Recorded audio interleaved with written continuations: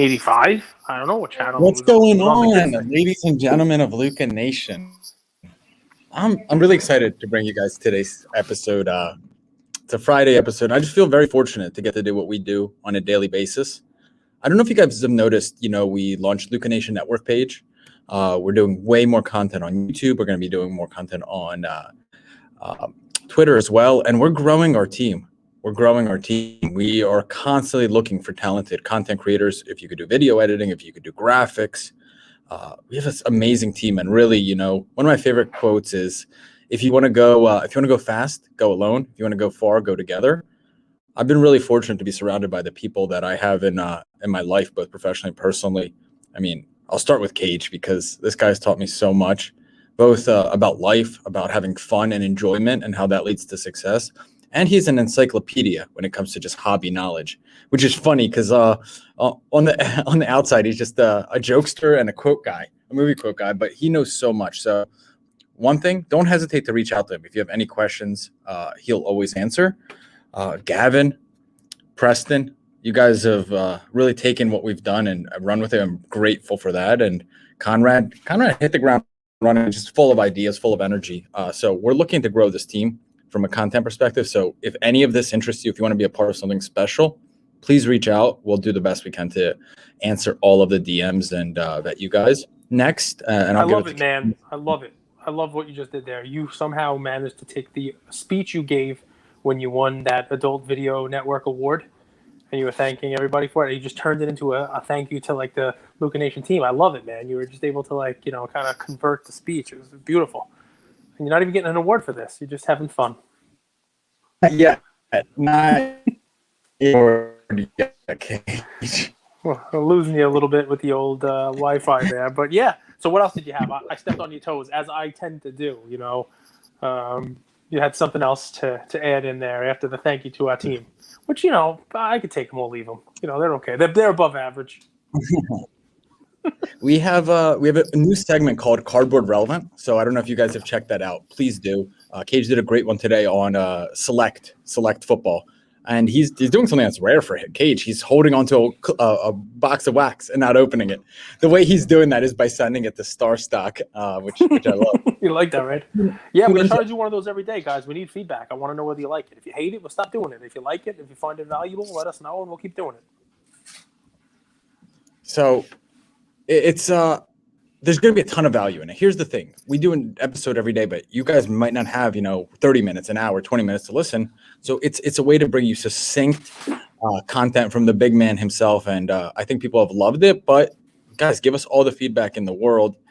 And without further ado, I'll turn it over to you. I have one topic that I'm ready to discuss, but I want to see if there's anything top of mind for you, big man.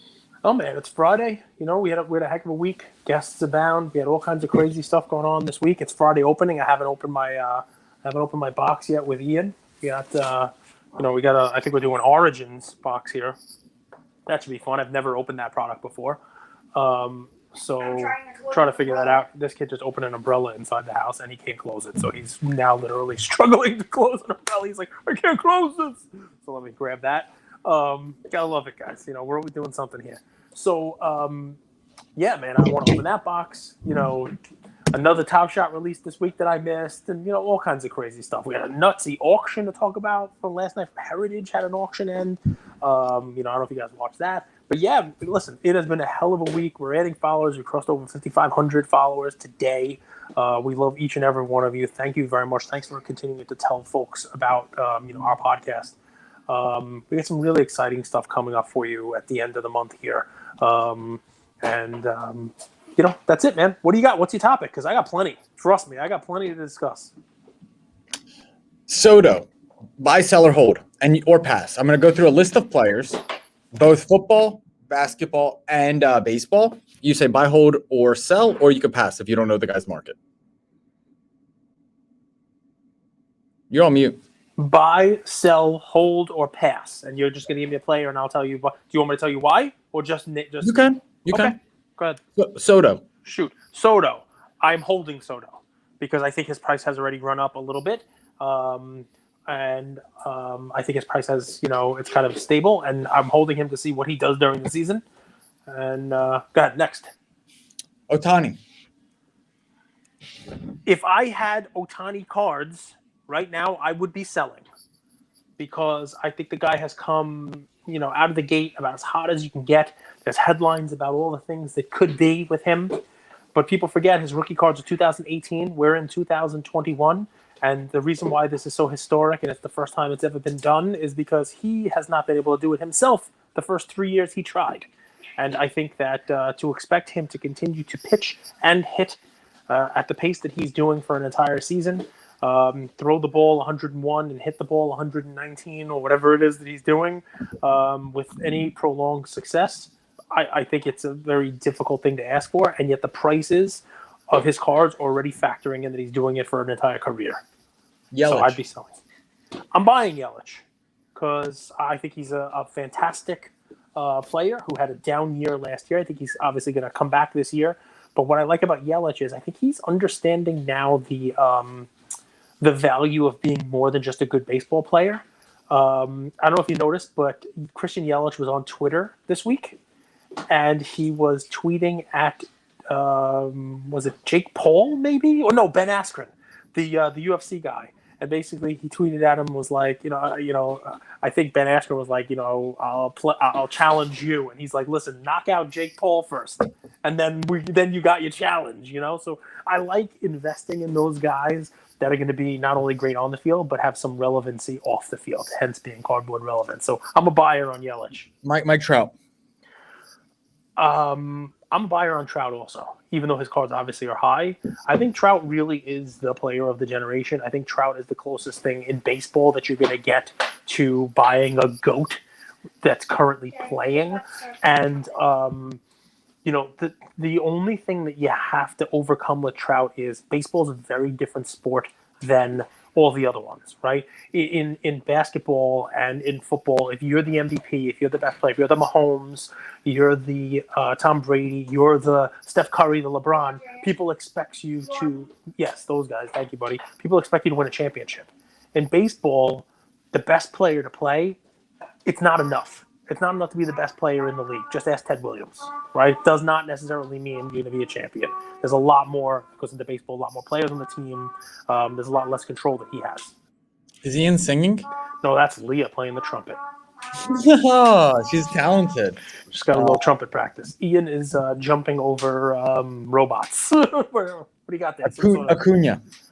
Which, by the way, guys, my star stock portfolio is finally in the plus. I'm plus 0.003%. Because of Acuna? Thanks to Acuna. I have 3 Acuna cards in my account that just... I would be selling Acuna right now also. For the same reason, I would say see Ohtani above. I'd be selling Acuna now because he's just had such a torrid start to the season that it's going to be difficult for him to keep that up. And I think that the prices can only really go down for him. He is somebody who I would consider a long-term hold, but I think that you'll be able to get him cheaper this season than he is right now. Bellinger. That's a pass. I like Bellinger. My problem with Bellinger is he's starting to get overshadowed on that team by the amazing pitchers and by Betts. Yeah. Mookie Betts, invest. Betts is a buy. Betts is a buy no matter what happens with his prices. Betts is the closest thing you can get, I think, right now to buying Mike Trout. He's a little younger. He does it on offense. He does it on defense. And if it a bit more culturally relevant. Yeah. Also, yeah, definitely. And he plays with a smile, man.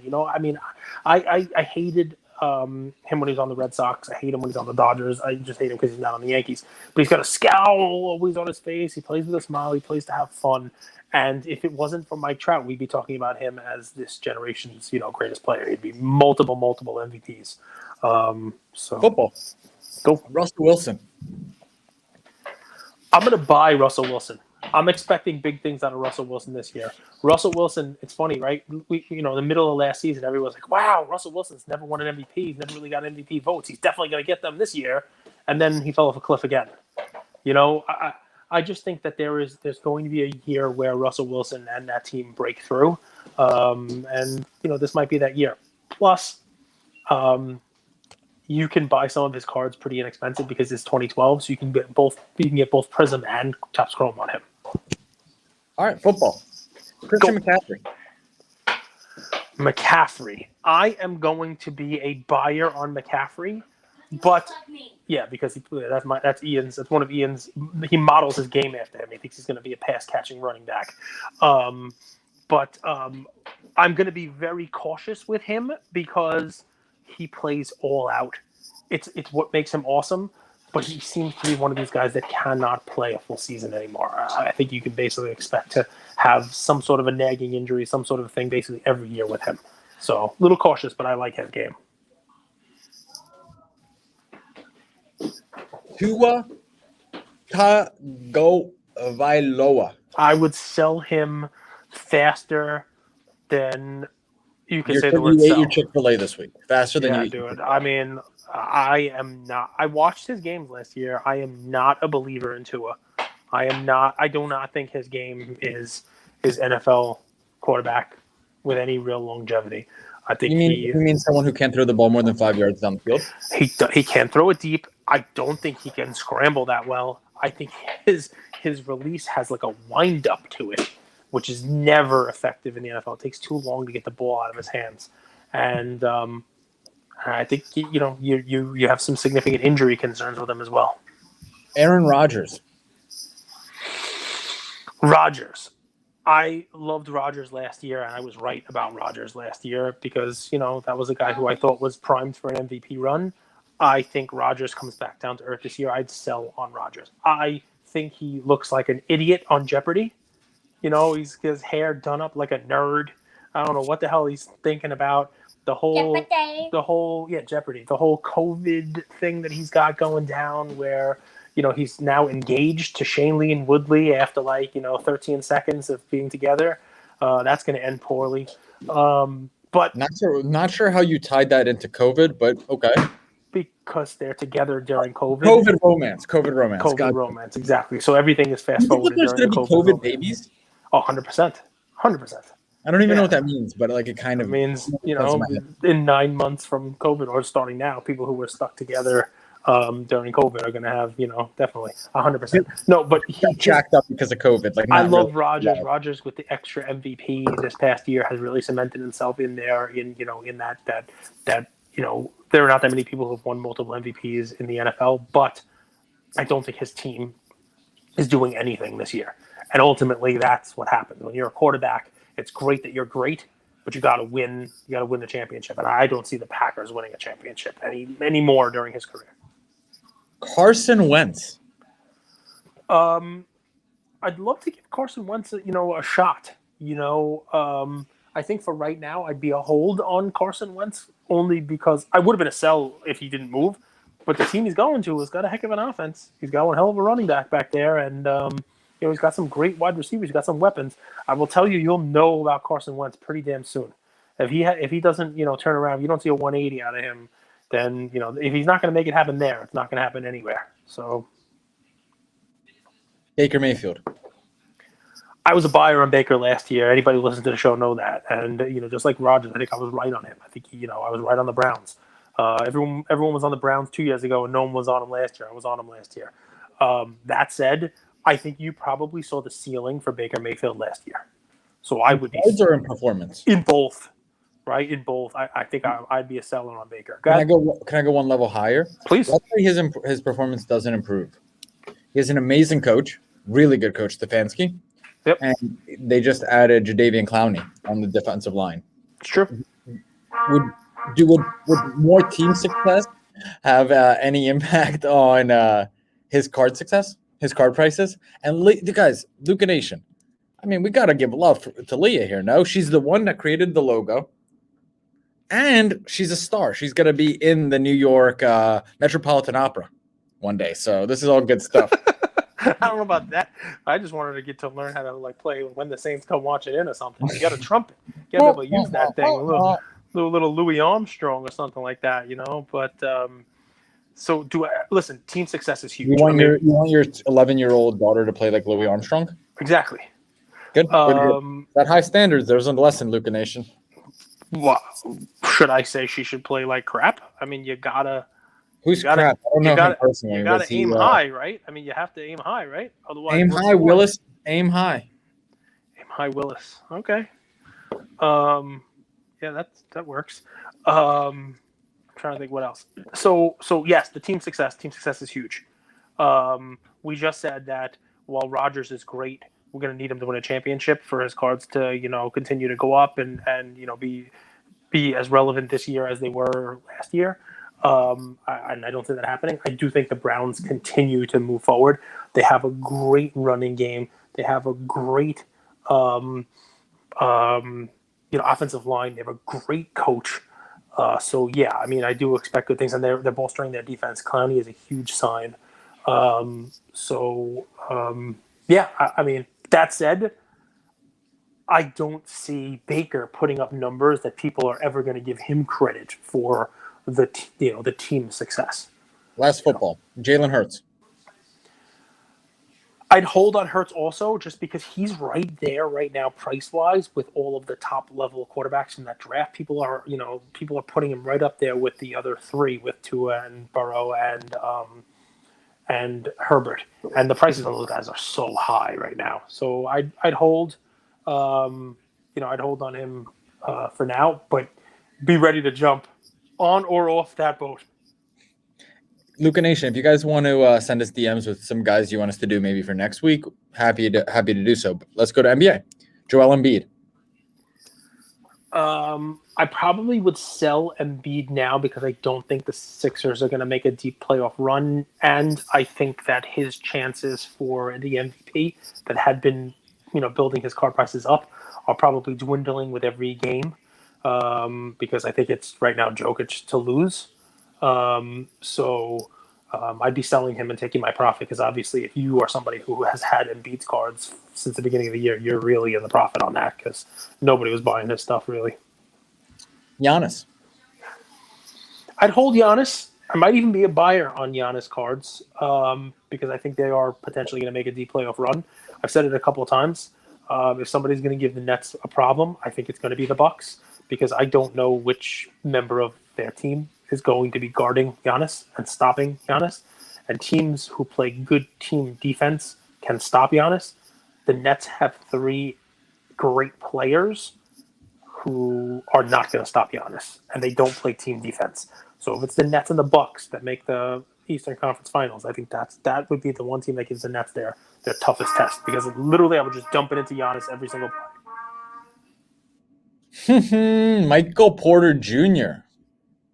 So, Worf, I'm sorry. You can come at me all you like, and everybody else who's an MPJ nut hugger. I think he's one of the most overrated players in the NBA. There's a reason why he can't start for his own team. People will tell me that it's because, he plays a great role. He comes off the bench. He's instant offense. You name it, the whole deal. I never understood the love affair with Michael Porter Jr. He doesn't look like he can ever be a 1 or 2 option on a team. We will know everything we need to know about Michael Porter Jr. over the next couple of weeks when there is not Jamal Murray, taking all the offensive opportunities away from him. I think that if I had his cards, I would be selling them for 2 reasons. Number one, I don't think he's that good. And number two, I don't think that he can live up to the hype that has already been pumped into his cards because what everyone thinks is going to happen with Murray out. Jason Tatum. I happen to like Tatum, and I happen to think that he's a good long-term hold, but I would not be buying him at the prices now because I don't think the Celtics are like they seem very disorganized this year. They seem very like identity. Identity. Yeah, and when you lack identity, you don't make long playoff runs, do you? So a part of that could be the fact that their team went on COVID. You saw the thing with Jason Tatum. Before games, he still uses the inhaler. They went through some injuries, so like. But I agree. I think that team lacks leadership. I think veteran leadership. Marcus Smart is a really tough, gritty player. I'm not sure he's like a locker room leader. Jason Tatum and Jaylen Brown to me don't seem very leadership-like in terms of like a locker room guy, like an Iguodala or those guys, or even a Butler, like kind of a unifier. Okay, last two. LeBron. So it's amazing to say this, but you'd never think that in the middle of April you'd hear me say LeBron can surprise you and win a championship this year. But that's what I'm going to say. it's amazing because he's just been gone. He's been injured. The team hasn't been playing that well. They're not exactly a cohesive unit. But when we're talking about the major competition out there in the West being very unproven teams, and the only one, that's potentially, proven is Kawhi with the Clippers, and, who knows what the hell they're going to do as a team. I'm not putting my faith in Paul George in the playoffs, I'll tell you that much. Suns, Jazz, Nuggets, I'm not trusting any of them. And yet the Lakers and LeBron seem to kind of almost be flying under the radar right now, and his prices have obviously come down. What happens if he wins the championship this year, back-to-back in LA, and now he's got, 5? Right? You'd have 5, you'd be maybe 5 and 6, and I'd still say it's amazing that he's under 500 in the finals, but he'd have 5 rings. Even I might have to say that he's in the top 5 by now. I'm just kidding, everybody. I'm just kidding. He's still not Jordan, but he's obviously in the top 5. Oh, man, people listening like, he's going crazy on LeBron again. But yeah, LeBron, I'd buy LeBron. No baloney. I'd be a buyer. Durant. I'm selling Durant. Honestly, I don't even think winning a championship right now justifies the prices that people are paying for Durant. I think everybody's expecting that he's winning a title. And first of all, I don't think it's happening. And second of all, even if it does, I think the prices come down. Because literally that is like, it's like betting on the favorite, in the Kentucky Derby when everybody knows is going to win. Let's all pick the same thing. The odds are going to come down, I just don't think there's any real upside in Durant, and his only downside. Luca Nation, I have 3 plays for you guys in different hierarchies. Okay? Nice. First one, Julius Randle. So specifically his rookie card. What's interesting, and Cage, maybe you'll help me with this, okay? So Julius Randle is from the 2014 Panini Prism draft class, which I actually kind of like those cards, the design. The players are, I guess, kind of like bigger. They take up more space on the card. So he has 37 PSA 10s graded in just the base. What's super interesting is in the Prism, which is like the Prism Silver from 2014, there's only 16 PSA 10s. So it's kind of interesting that the Prism Silver and the Prism Base are almost the exact same pop. And it's really interesting that the prices on eBay are really similar as well. So like for the Julius Randle card, his Prism Silver, and it's called the Prism from 2014, it just sold on Probstein Auctions for $420 on April 8th. And I don't know if you guys watched the Pelicans-Knicks game just a few nights ago. That was a cool matchup. And I think anyone who's watched that game can genuinely say that Zion isn't head and shoulders above Julius Randle. They're very similar players. They put up very similar numbers. They have very similar styles. They're physical. They go to the cup. Whereas Julius Randle's Prism population is 1%, maybe 2% of what Zion's is. Yet his prices are very similar. And I would really look into Julius Randle cards. Now, I'm not saying he's going to be the greatest of all time or anything like that, but this is a guy that's putting up really serious numbers. He's the number 1 option on his team. That team's going to be a playoff team. And they, if we're going to go the opposite direction of the Celtics, I would actually say that team has an identity. I think Thibs installed an identity on that team, and they're winning through, kind of power numbers. You got IQ, you got Julius Randle, you got RJ Barrett, you've got Derrick Rose, you've got these guys that are good enough, and then Julius Randle's the number 1 option, which kind of gets him off over the hump. I think he's going to have some really monster performances in the playoffs. I think that's an interesting play for a really low pop card. So that's one. Before I move on, what do you think of that's pretty rare that the Prism Base and the Prism Silver are basically similar price and similar pop. It's just people weren't grading. You think there's a lot of Julius Randle cards at PSA? How would you look at this market? No, I think people weren't grading. I weren't grading that year. Weren't grading him. Definitely weren't grading, Is there a market for Randle? Is just no market for him? So I'll tell you, I bought his cards last year. I just sat on them. They weren't selling. I mean, he wasn't an all-star, but he had a great start. And I was like, wow, this guy's, he's Nick. He's good offense, the whole deal. But, Randle, I love his game. I love the Knicks. I love that they're relevant again. I'm a huge, Ewing guy. It's funny. Everybody thinks I'm a Jordan homer. But I probably rooted for Jordan's death more often than anyone else as a kid growing up, a Knicks fan. Yeah, seriously. Yeah, I know you're not supposed to say that, but hey, I'm sure I did. I was a kid. But it is what it is. But it's nice that the Tongue in Knicks. cheek, Luca Nation. It's Tongue a in joke. cheek. It's rhetorical hyperbole, is what that's called. Go ahead and it's probably worth a Google. So anyway, so here's the deal, right? So Google. yeah, it's worth a Google. So as far as Randall goes, he is the very definition of what we talk about with cardboard relevance, right? Which is hilarious, right? If you think about, I mean, you think Zion is as cardboard relevant as they come. Yep. Julius Randle is as cardboard irrelevant as they come.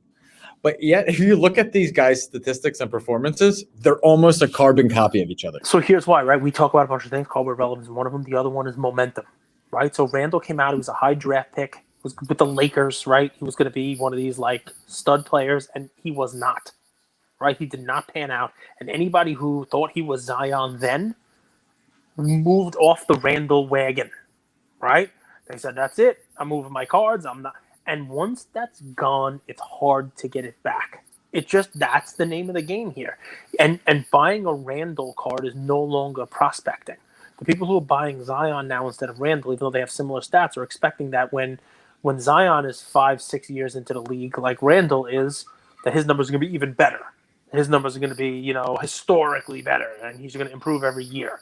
So that's why Zion's still cardboard relevant. But wait, next year, he could be Trey, and what's funny is Trey's team's doing great. People don't care. I don't want to get into that again. We can't talk about it every episode. But you're right. Their stats and what they do on the court right now, if you're a fantasy player, right, they're almost the same. You know what I mean? They're almost the same. And one guy's going to the playoffs, and he's in a huge market. Yeah. And by the way, 26 years old. Yeah, he's very young. So, but yeah, I mean, you know what it is? Zion's going to be the lead guy on his team for a long time. Randall, who knows how much longer he's even on the Knicks. Yeah, he was an all-star, but it was almost like, let's just give the Knicks an all-star. Everybody's expecting next year Barrett to take the team over and be better, quickly to be better. Like Randall's just kind of like a forgotten, take your lunch to work and put the ball in the basket kind of guy. The market certainly views it like that. I always wonder if the market can change, because it can. And Bronan Myth has talked about, you can't go where the market is. You have to go where the market's going. Yes. This is worth considering. Both I own a Top Shot moment of Julius Randle, and he gets no love. I don't know if it could change, but my question would be like, if it does change, you're ahead of the curve. If not, you sell back at the market price you have. If that makes sense, like you sure. I doubt the card goes to zero. No, it definitely makes sense. It definitely makes sense. Before you move off Randall, sure. You're right about his Top Shot moments, but I will tell Series you, one is $169. Are we kidding me? Last night in the Heritage Auction, we could spend some time talking about Heritage Auction, but last night Heritage Auction, his best Top Shot moment.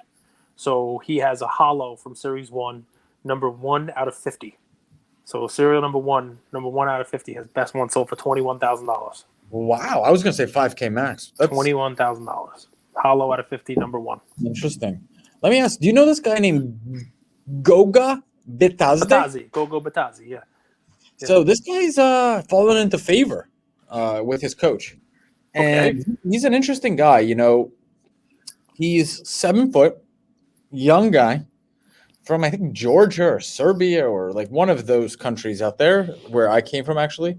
And one of those places where I'm from. the Euros, the Western European, I think. I'm not even East, West, what's the difference? What's the difference? But he's an interesting guy. He's a stretch center, Cage, which how important that is in today's game. And his stats per 36 minutes are pretty fascinating. He's shooting 59% from the field, averaging 9.9 rebounds, 4 blocks, 2 assists, and 16 points a game per 36 minutes. He gets about, let me take a look here. He gets, on average, 8, 9, 10, 11 minutes per game. I can see in next year him getting more time, him getting more minutes. And you're going to get this guy's cards for pennies right now. Pennies. So this is a prospecting guy, okay? So I went with Julius Randle. I went with Goga Bitadze, and here's my real play of the day: the LeBron Top Scroll, PSA 10. And I can't believe that you said what you said because I agree with you wholeheartedly. Who would have thought, after the way the Lakers finished last season and started this season, that going into the playoffs, this team would be written off. LeBron cards would be 60% off their highs. LeBron would be considered the underdog against Kevin Durant in these Nets. And then you're like, this doesn't make a whole lot of sense. And I think LeBron cards are significantly underpriced. I think he still wins the championship. I think if there's one thing I learned about LeBron is he controls media. I think he actually has people working for him in the media through his network of Maverick Carters and all those guys. And I think what he does way better now than he used to is the media now paints him as the underdog. So when he wins, he gets way more credit. You know, because we sometimes forget that sports are entertainment. There has to be a level of storytelling, right? You know, Vince McMahon, we had Eric Bischoff on the show. We all know WWE is scripted, but what does scripted mean? It means that there's storylines, right? Well, NBA also has storylines. Maybe it's not scripted like the WWE where the result is already defined, but there are definitely storylines. There's heroes and villains. And I think what LeBron does really well is he paints himself as the underdog hero so that when he wins, he gets more and more credit. I think LeBron cards are worth a serious consideration. And if you've been looking for an entry point, in stock trading, you'd call this a dip buy. What's his Chrome at? 25. And that was as high. It was in the 40s, right? Yep. All right. That was good, right? So I gave Randle, which is a kind of a middle of the road play. Yep. Goga, which is penny, and then 26,000. Just sold April 13th. Old label. 23.5 sold on an auction April 11th. It's way down from where it was. But you're right. I mean, listen, 23.7. Somehow LeBron has become an underdog. Yep. Nice job with the trumpet. All of Luca Nation is thrilled with your trumpet playing. Trust me. We're getting lots of claps. She's so embarrassed. Don't be embarrassed. You were awesome. That's why she's going to be a star. She's always humble. Keep that humility, Leah. All the way to the top like Lady Gaga. That's it. She's got more YouTube subscribers than we do. A star is born. This is awesome. But listen, so is that you had 3 plays. So we got Julius Randle and LeBron James. By the way. And Goga. Don't forget Goga. And Goga. From the Eastern Western Europe. Ian, Goga Bitadze. How many of that guy's cards do we have just sitting in a box? Like 20. So, guys, Andrew has just given you a play that I bet you can go and find in a box at your LCS, or you opened up a box of cards last year and he was that weird guy that you didn't want to get. Go ahead and pull him out because he's like Andrew said, he's in your coach's favor now. Now's the time. He's getting minutes, and that Indiana team is going nowhere fast. Sorry, Conrad. We know Miles Turner. If I could ever get you a Top Shot moment where you get to meet Miles Turner, Conrad, that's my gift to you. But he's going to get some more playing time as the year wears on, and they're going to see what he's made of. Worth considering. He could be the bowl of the Indiana Pacers. Well, listen, guys, I have to do this for you just because it's a money thing, right? So last night, Heritage had an auction that ended, and I was watching 4 items. I was watching a Mickey Mantle 1952 Topps PSA 5 that sold for $138,000, which I was pretty happy about. $138,000. What grade? PSA 5, $138,000. I was watching. Yeah. I don't want to forget. Collectible has an IPO for the Mantle 8. I think it's $420,000. Steal. Absolute. When's that? When's that out? I'll tell you. Keep going. Right. So keep here. Now, where are you guys going to find this kind of content anywhere else? Honestly, there's just no other place for me. So that I got the Mantle 5. We got a Jerry Rice 10 for $93,000, right? So 93 and 138. A card that was the Rice. A card that I really want to get myself because there's so few PSA 10s. A Ricky Henderson 1980 Topps rookie sold for $105,000 with BP. So we got a Mickey Mantle at 138, a Ricky Henderson at 105, a Jerry Rice at 93, and then a 1933 Gaudy Babe Ruth the yellow one, number 53, old label, sold for $55,000. So why am I looking at those 4 cards? What's the matter, Andrew? Something happened? What's the matter? Is today 420? I would never miss. No, 420 is next week. That's a big day for you, stoner. So, no?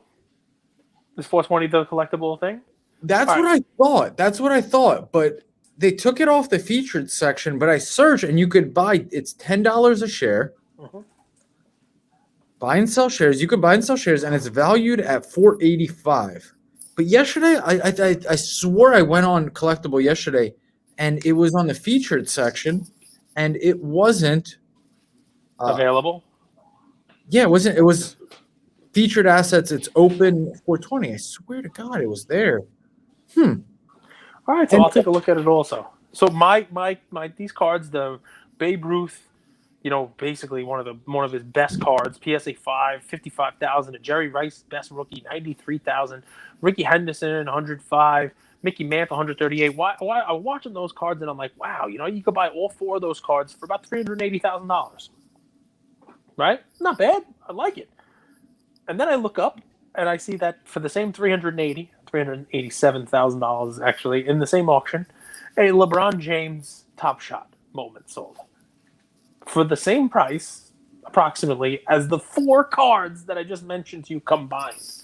The 52 Mantle in PSA 5, the Ricky Henderson in PSA 10, the Jerry Rice in PSA 10, and a Babe Ruth in PSA 5. So, guys, I don't know what the hell is going on out there. I don't know. Guys, this is someone who owns Top Shot moments too. Yeah, I don't know what is going on out there. Like, that is insane. I don't know. Are you going to tell them about the buyer? So, I've been advised that the buyer paid this amount because there was a reserve on it, and the buyer wanted this item. Low serial number 3 out of 59. Buyer wanted this item so much that he just said, "I'll pay the reserve." And yet there were no bidders anywhere close to that reserve. And he just said, "I'll buy it as long as I can pay in crypto." Now, this is hearsay, is what I'm hearing, right?